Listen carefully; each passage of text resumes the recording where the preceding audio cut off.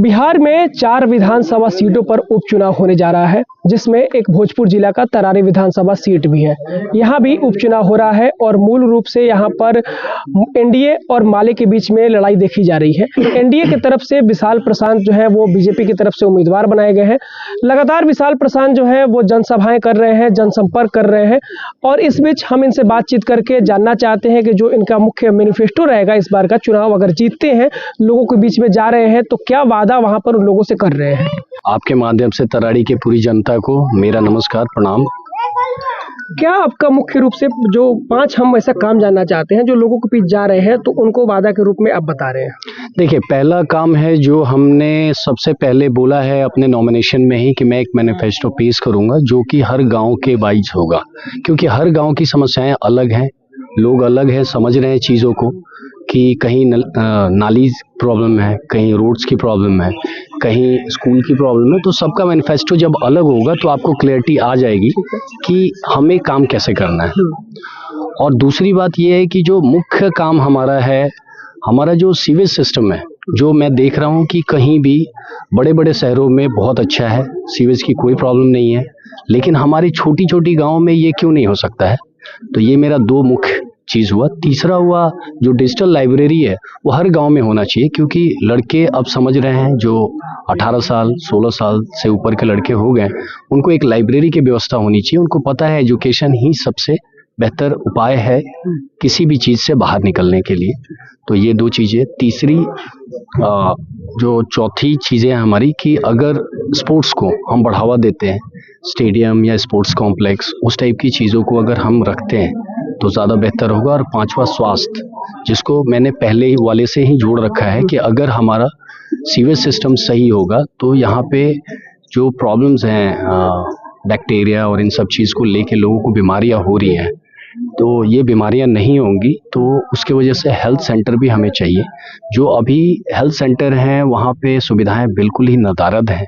Reason है यहाँ के जो लोकल सिस्टम है, लोकल जो यहाँ पहले रह चुके हैं, जिन्होंने भी यहाँ पे नेतृत्व किया है, उनको लगता ही नहीं है कि विकास में कुछ रखा हुआ है। उनको लगता है कि जितनी जनता परेशान होगी उतना ही उनके वोट्स पड़ेंगे।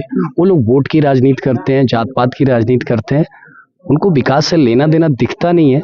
इस वजह से हमने सोचा है कि पहले हम मैनिफेस्टो पेश करेंगे और उसके बाद लोगों के बीच जाएंगे और उनको अवगत कराएंगे कि इनसे ऊपर उठ के और भाजपा को वोट दें, एनडीए को मजबूत करें और ट्रिपल इंजन की सरकार, जैसा मैंने कि बताया है कि माननीय श्री नरेंद्र मोदी जी जो हमारे प्रधानमंत्री हैं और श्री नीतीश कुमार जी जो हमारे मुख्यमंत्री हैं, और यहाँ पे जैसा कि आप सब जानते हैं हमारे पिताश्री विकास पांडे के नाम से जाने जाते हैं। अगर तीनों जुड़ जाते हैं तो ट्रिपल इंजन की सरकार के हिसाब से 1 साल के अंदर 9 साल के छूटे हुए कामों को हम लोग जल्द से जल्द पूरा करेंगे। दूसरा मेरा ये सवाल है कि आप पर युवा राजद की तरफ से एक ट्वीट करके एक फोटो को काफी वायरल किया गया और उसमें दिखाया जा रहा था कि आप बहुत सारे आर्म्स की पूजा कर रहे हैं, तो उसको लेकर के आपको फिर से बाहुबली के रूप में दिखाया जा रहा है कि ये इस बार भी काम करने नहीं जा रहे हैं और बाहुबल के रूप में यहाँ पर जनता के बीच चुनाव लड़ रहे हैं। मुझे लगता है ये युवा राजद के लोग पढ़े लिखे हैं या नहीं, उनको ये नहीं पता है कि वो फोटो किसका है। वो लोग पहले फोटो तो सर्च करें किसका लगा रहे हैं, किसी और का फोटो, किसी और की चीजें, और इल्जाम नाम हमारा। हम भी उनका किसी का भी फोटो लगा के कुछ भी बोल दें, पहले उसके पीछे जांच होनी चाहिए। और जिन्होंने भी ट्वीट किया है मैं उनके ऊपर देखता हूँ क्या कार्रवाई हो सकती है।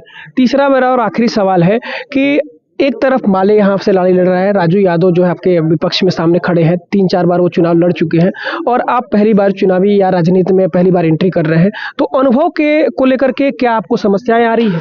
मुझे लगता है कि पिछले 25 सालों से हमारे घर के जो चीज़ें हमने देखी हैं, विकास का कार्य जो पापा करते आए हैं और हमने देखा है कि कार्य कैसे किया जाता है। हमें पता है कि हमारे माननीय नीतीश कुमार जी, श्री नीतीश कुमार जी जो माननीय मुख्यमंत्री हैं, उन्होंने इस 25 सालों में कैसे चीज़ों को बदला है। और आज की डेट में अनुभव की चीज़ें, जैसे प्रधानमंत्री काम करते हैं, चीज़ों को देख के हमने बहुत कुछ सीखा है। और मुझे लगता है कि अनुभव की कमी तो कभी आएगी नहीं, क्योंकि हमारी शीर्ष नेतृत्व ने मेरे ऊपर जो भरोसा किया है, कुछ ना कुछ उनको हमारे अंदर चीज़ें दिखी हैं कि मैं इन सब चीज़ों को संभाल सकता हूँ। ठीक है। तो ये विशाल प्रशांत है जो कि बीजेपी की तरफ से एनडीए उम्मीदवार तरारी विधानसभा के इस उपचुनाव में बनाए गए हैं और इनका साफ तौर पर कहना है कि अनुभव की भी कमी नहीं है और जो आगे चुनाव जीतते हैं और काम करने का जो तरीका है वो तो 5 मैनिफेस्टो में उनको शामिल करके तरारी विधानसभा का विकास भरपूर करने जा रहे हैं। लोकल 18 के लिए भोजपुर से गौरव सिंह।